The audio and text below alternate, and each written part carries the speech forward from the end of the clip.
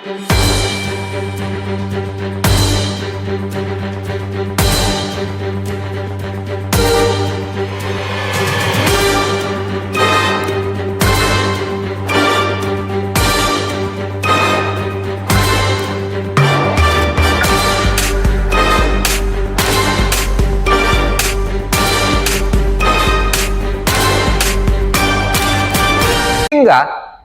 lebih sulit menurut saya untuk menjalankan gerakan buruh secara tradisional saat ini, saat reformasi ini, jika hanya kita konsep lobby aksi.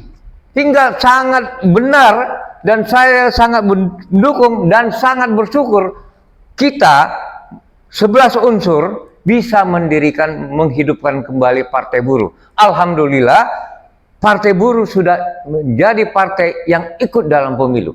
Tinggal kita bagaimana memenangkan dua hal. Satu, memenangkan kuota dalam arti kata jumlah pemilih Partai Buruh yang katanya di atas 6 juta, dan juga menempatkan calon-calon kita yang terpilih yang kita usung untuk menjadi anggota DPR. Kita harus bertekad untuk itu. Siapapun menjadi calon yang kita pilih harus kita dukung.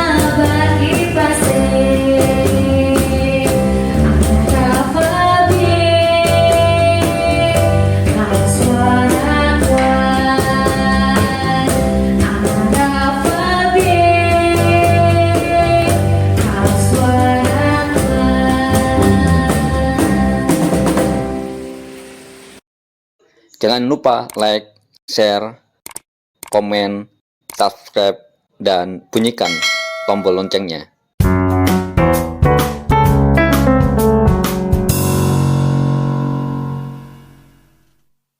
Perkenalkan, nama saya Muhammad Syawal Harahap, berasal dari Sumatera Utara, dan saya kecil bersekolah dari SD, SMP, itu di sebuah kota kecil di pantai barat Sumatera Utara, dan remajanya saya menjalani hidup di kota Medan.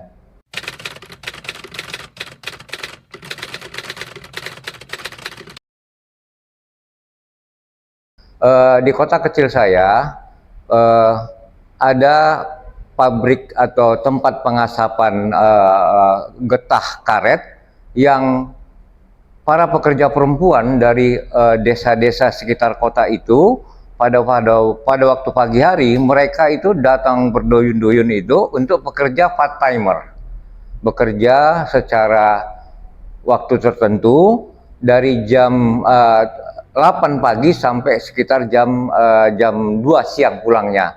Pekerjaan mereka kaum perempuan itu adalah untuk menggunting ya getah karet, bal-balan getah karet yang memang sudah dibuat sedemikian rupa sebelum dibuat tipis-tipis, sebelum itu diangin-anginkan, dijemur, diangin-anginkan agar nanti dijual tentunya ke pabrik yang lain. Itulah kesan saya yang pertama tentang buruh perempuan. Kemudian yang kedua yang sangat terkesan dalam hidup saya semasa remaja tentang buruh adalah buruh perkebunan. Di sekitar kota Medan itu banyak perkebunan tembakau deli pada waktu itu, perkebunan perkebunan karet, yang saya lihat ada perbandingan yang sangat ibaratnya antara bumi dan langit. Saya melihat pada waktu itu rumah dari buru-buru perkebunan itu ada di semacam barak yang memanjang, yang mereka disekat-sekat. Disitulah mereka tinggal itu berdempet-dempet sedemikian rupa, dan fasilitas yang dengan minim sekali. Dan ini berbanding terbalik dengan apa yang dirasakan, fasilitas apa yang didapatkan oleh para asisten kebun, pimpinan kebun perkebunan itu yang dinamakan anemer dan asisten kebun, yang mereka mempunyai rumah yang sangat luas dengan taman yang sangat luas, dan itu juga dipekerjakan itu untuk mengurus taman yang luas itu. Jadi berbanding terbalik dengan apa yang didapatkan oleh kawan-kawan atau para buruh perkebunan yang tadi saya sampaikan. Itu kesan pertama saya tentang buruh.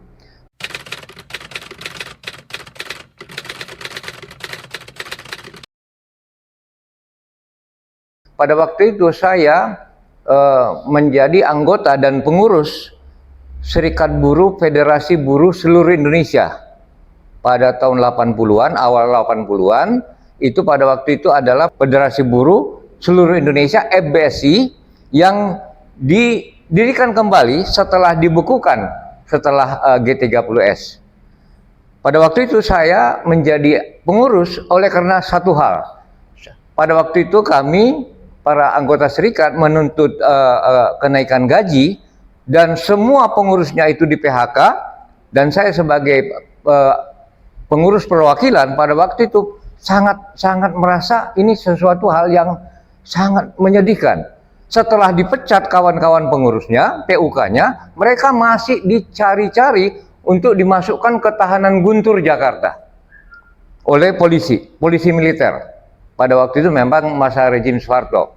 Kemudian pada tahun 81 saya menjadi pengurus di tingkat PUK, di tingkat perusahaan.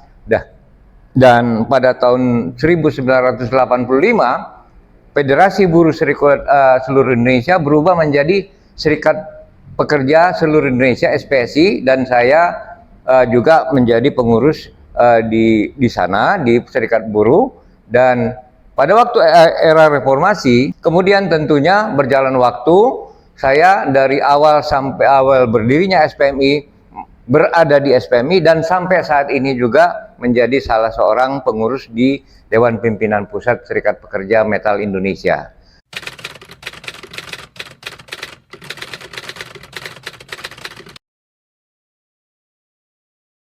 Saya sebagai bagian dari tentunya generasi yang merasakan awal-awal dari rezim Orde Baru. Pada waktu itu, baik Federasi Buruh Seluruh Indonesia, di mana saya itu di sektor basis istilahnya pada waktu itu berada di sektornya, salah satu sektornya dengan nama pada waktu itu Basis Serikat Pekerja Assembling, Mesin dan Perbengkelan Federasi Buruh Seluruh Indonesia. Artinya di sektor pada waktu itu memang era pada waktu itu mulainya era industrialisasi sektor otomotif, tapi masih perbengkelan pada waktu Federasi Buruh. Kemudian pada waktu itu memang didirikan lagi, dihidupkan kembali buruh, memang dalam kaitan bagaimana mengakomodir ya rencana pemerintah untuk industrialisasi dari era pertanian menjadi era industri. Tentunya industri membutuhkan buruh pabrik. Tetapi kalau tidak dia punya wadah, sedangkan pada waktu itu seluruh serikat buruh setelah rezim Orde Baru berdiri, seluruh serikat buruh dibukukan, maka dibentuk lagi dengan tentunya ada indoktrinasi. Apa itu? Pertama, kita berserikat tidak boleh berpolitik.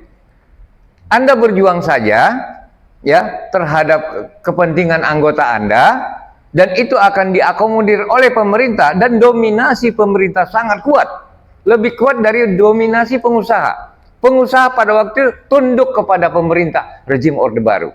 Tetapi kita serikat buruh pada waktu itu kita katakan, tapi kita bisa berjuang hanya di tingkat perusahaan dan tidak bisa berpolitik. Serikat buruh tidak bisa berpolitik. hanya berjuang untuk memperjuangkan ya kepentingan dari anggota di tingkat perusahaan dan tidak boleh mogok. Sekali mogok seperti yang saya sampaikan tadi, kawan-kawan saya 17 orang dicari-cari, sudah dipecat dari perusahaan, dicari-cari oleh Intel. Kemudian ada beberapa orang yang terlanjur ditangkap, dimasukkan ke tahanan Guntur. Tahanan Guntur di Jakarta, itu di Manggarai adalah tahanan militer. Artinya apa? Pada waktu itu memang serikat buruh itu hanya diperbolehkan oleh pemerintah satu serikat buruh.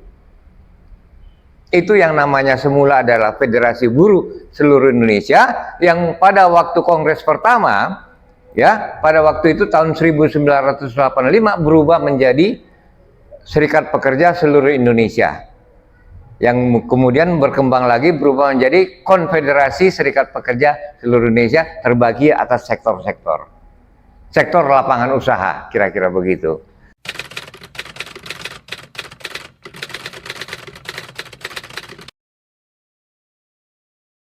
Nah, perbedaannya tentunya ada. Apa yang saya rasakan adalah pada waktu era rejim Soeharto, era Orde Baru, Anda diperbolehkan untuk berserikat, Anda diperbolehkan untuk berjuang, tapi Anda tidak boleh berpolitik dan tidak boleh mogok. Karena apa? Dianggap sebagai subversif. Tetapi pada dasarnya beberapa walaupun tidak seluruhnya, beberapa kepentingan pekerja itu diakomodir, dipaksakan oleh pemerintah untuk diakui oleh pengusaha. Kemudian di era reformasi, setelah banyaknya serikat buruh, tentunya ada kebebasan. Undang-Undang 21 2000 ya, sebagai undang-undang SP, Serikat Pekerja Serikat Buruh, itu membuat kita bisa mengaktualisasikan diri sebagai pekerja dalam bentuk serikat apapun yang kita inginkan. Artinya apa? Secara teori demokrasinya itu terpenuhi. Anda bebas untuk mendirikan serikat buruh apapun, di tingkat apapun, SPTP, di tingkat nasional, dan macam ragam. Itu dilindungi oleh undang-undang. Tetapi yang menjadi masalah di era reformasi adalah ya, pada waktu Anda mengimplementasikan gerakan buruh. Nah, secara perlahan peran dari pengusaha meningkat. Itu faktor dari, ya tentunya pengusaha bisa juga karena era demokrasi, pengusaha bisa menjadi penguasa. Banyak pengusaha, hampir semua penguasa, bupati, wali kota, gubernur, tentunya melalui partai, tapi rata-rata mereka pengusaha. Hingga pada waktu mereka berkuasa menjalankan tugas-tugas negara, mereka lebih berpihak kepada pengusaha. Pada dasarnya seperti itu perbedaannya. Hingga lebih sulit menurut saya untuk menjalankan gerakan buruh secara tradisional saat ini, saat reformasi ini, jika hanya kita konsep lobby aksi. Hingga sangat benar, dan saya sangat mendukung dan sangat bersyukur kita 11 unsur bisa menghidupkan kembali Partai Buruh. Alhamdulillah, Partai Buruh sudah menjadi partai yang ikut dalam pemilu. Tinggal kita bagaimana memenangkan dua hal. Satu, memenangkan kuota, dalam arti kata jumlah pemilih Partai Buruh yang katanya di atas 6 juta, dan juga menempatkan calon-calon kita yang terpilih, yang kita usung untuk menjadi anggota DPR. Kita harus bertekad untuk itu. Siapapun menjadi calon yang kita pilih, harus kita dukung. Yang warna oranye Partai Buruh, warna oranye Partai Buruh, Partainya kelas pekerja, Partai buruh